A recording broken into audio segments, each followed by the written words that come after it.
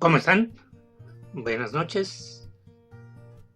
Tenemos otro pequeño programa titulado De aquí y de allá, temas para conversar. Y hoy traemos para ustedes el polémico tema juicio a los expresidentes. Así, en signos de interrogación. La política es hacer historia. Es una actividad que permite al ser humano ponerse al servicio de los demás. ¿Qué sentido tiene ocupar un cargo para sacar un provecho personal, para enriquecerse? Eso se puede hacer en cualquier otro ámbito y actividad, y es lícito. Pero la política no es para eso. Se ha confundido y se llegó a convertir en un lucrativo negocio, pero es tan limpia la política que ni los más sucios políticos han podido marchar.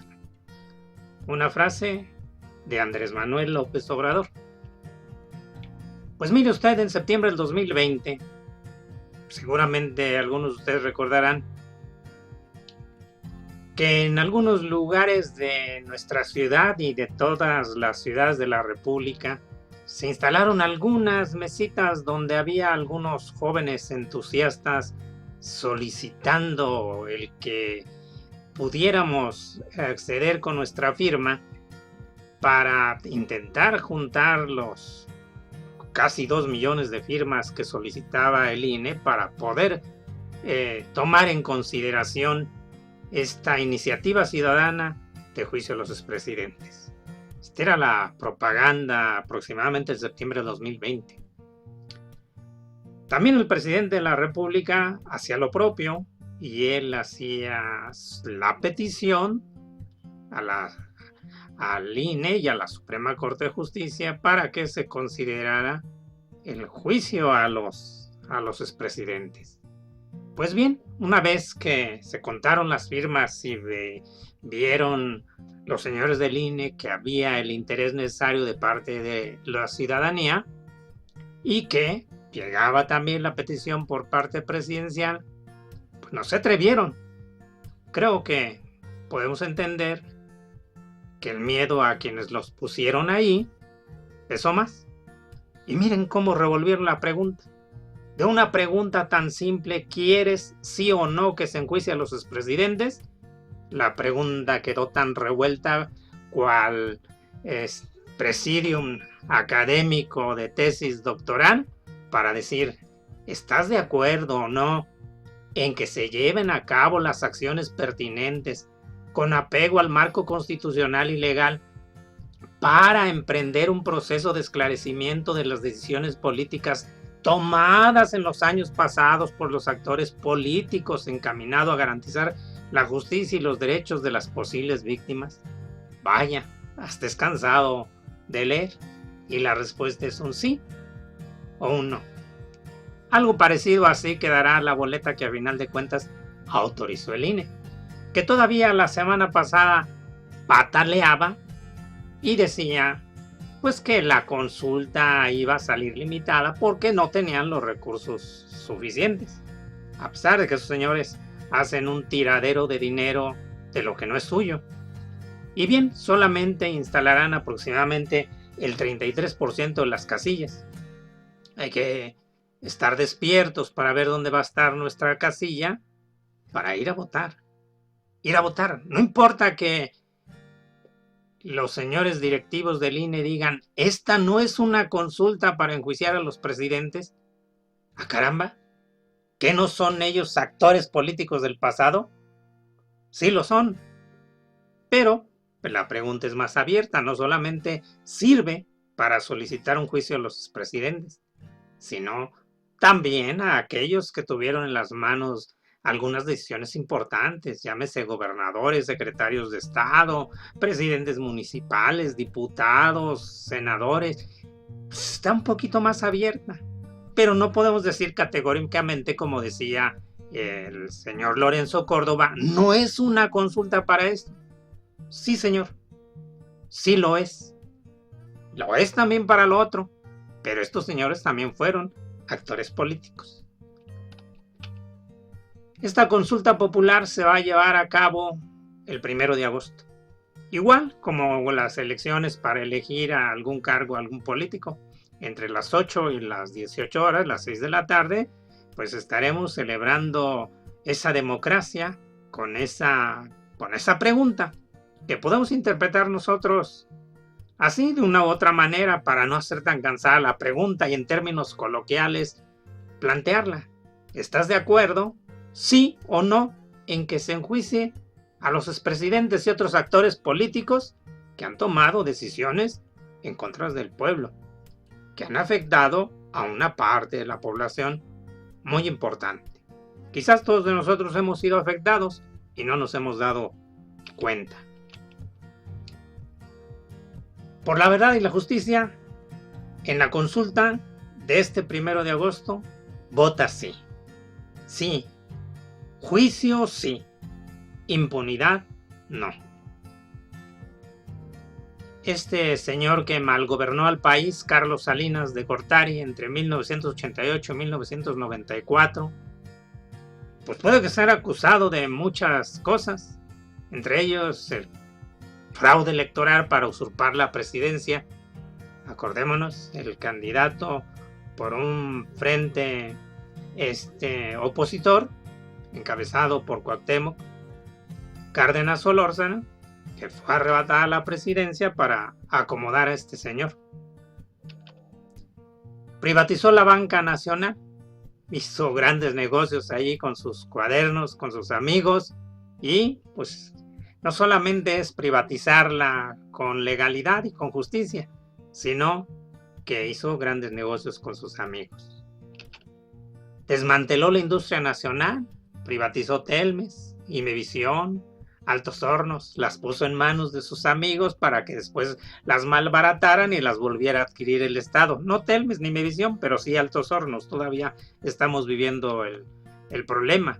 Por cierto, la privatización de Telmes y Imevisión, pues prácticamente fueron precios ridículos de remate, que a lo mejor si el pueblo se hubiera juntado una parte del pueblo, pues pudiera haber varios accionistas con cuotas muy simbólicas. Modificó la Constitución para privatizar los ejidos. Así empezó el despojo de tierras de los campesinos. Hoy vemos los problemas en San Luis Potosí. Cómo se fraccionó toda aquella parte del surponiente y cómo se ha especulado con la tierra y cómo al sembrar de cemento las alturas en esta parte de la ciudad que les decimos, pues ahora hay grandes inundaciones hacia el centro de la ciudad. Bueno, independientemente del despojo de las tierras que siguen permitiendo los campesinos. Una alta proliferación del narcotráfico.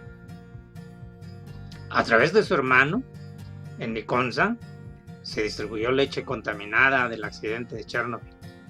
Se vendía a precios simbólicos, pero los señores estaban haciendo no solamente el negocio con la leche, también trajeron importada varilla contaminada, que quizás quedó en muchos edificios y en muchas casas, sin tentarse el corazón. Si hay elementos para proceder contra este señor. Y el señor digno que vino a rescatar el país después del magnicidio cometido en contra de un candidato del PRI. Este señor, Ernesto Zedillo, malgobernó el país de 1994 al 2000. Permitió las masacres de Acteal, un crimen de lesa humanidad. Convirtió en deuda pública las deudas privadas, con el error de diciembre que se echaba la bolita entre él y Carlos Salinas de Gortari.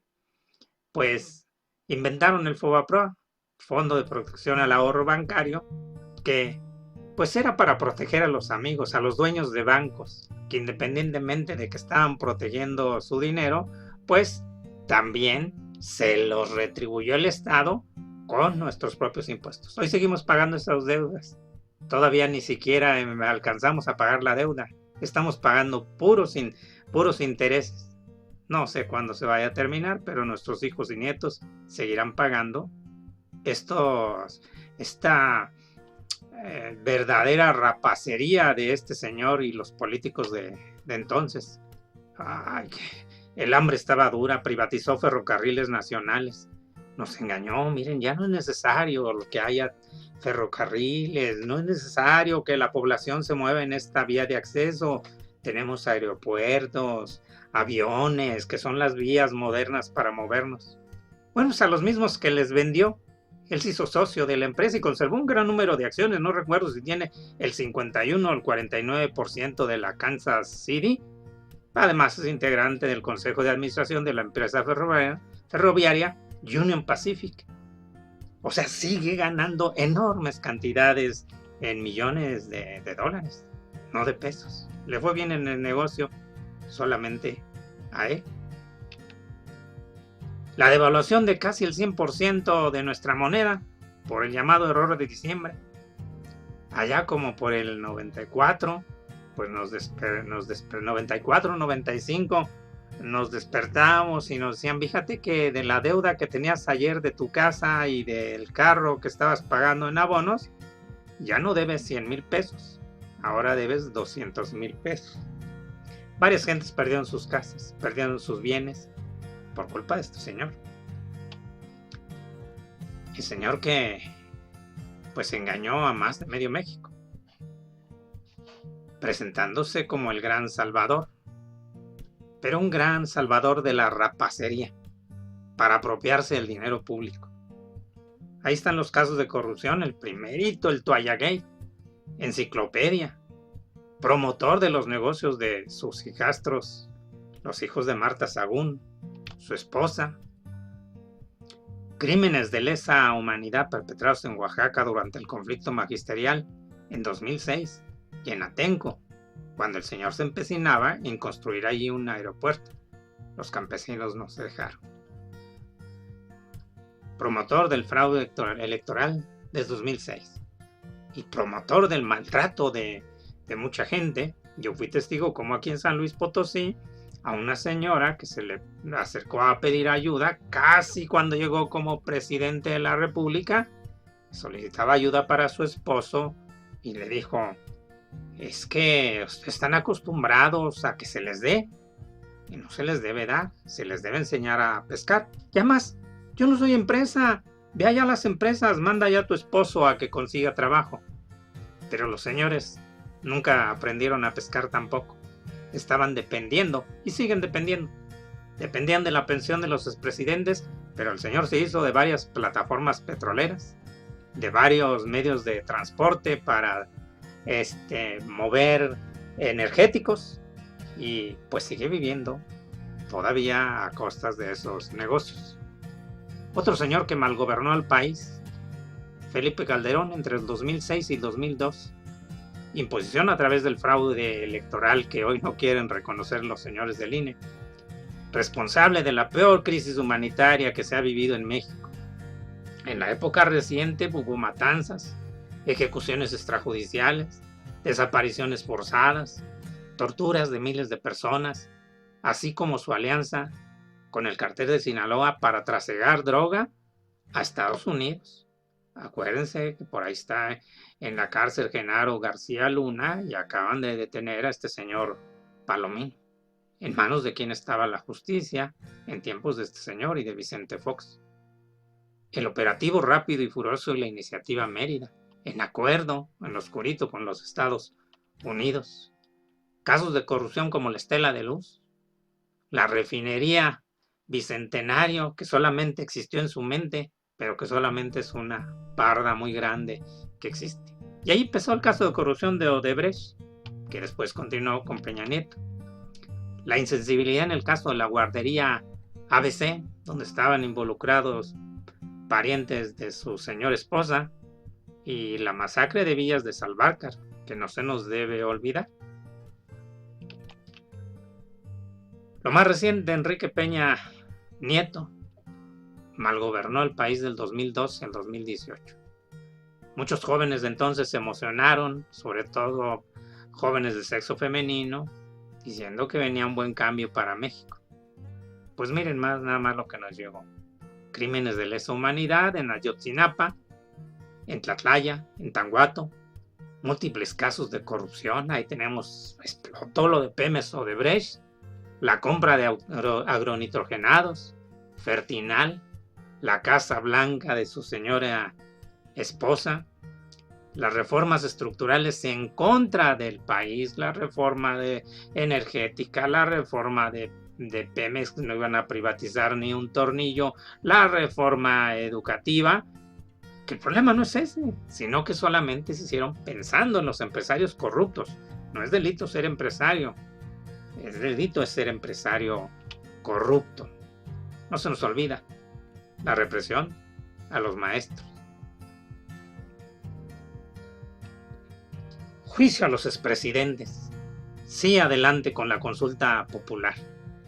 No solamente están ellos, así como dice el señor Fox, probablemente también en algún tiempo, si alguno de ustedes lo considera que ha cometido un delito, pues ahí también entre el actor político actual, que es nuestro actual presidente. Él mismo se ha sometido a la revocación de mandato y a la consulta popular. Es muy abierto en la democracia. Entonces, si usted siente que hay algo que lo ha lastimado de este gobierno, pues está en libertad de solicitar un castigo. Pero por lo pronto, lo que sí viene en serio, pues es ese juicio moral. Sobre todo es un juicio moral. Se tiene que reunir el 40% de la lista nominal del padrón, que son un poquito más de 37 millones de votos, para que la consulta sea vinculante. Es decir, para que la autoridad considere que lo que ha determinado el pueblo, entonces tenga materia operativa y materia jurídica. Y entonces sí, se pueda acusar de un presunto delito a estos señores. Ya sabemos que la Constitución, los jueces, los políticos, el Congreso, los protegen. Pero cuando menos van a quedar señalados moralmente, históricamente, como corruptos, como ladrones, como mal gobernantes.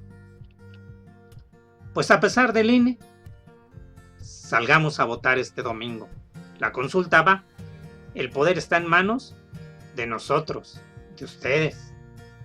Vamos a decidir si sometemos o no a la justicia a estos ladrones.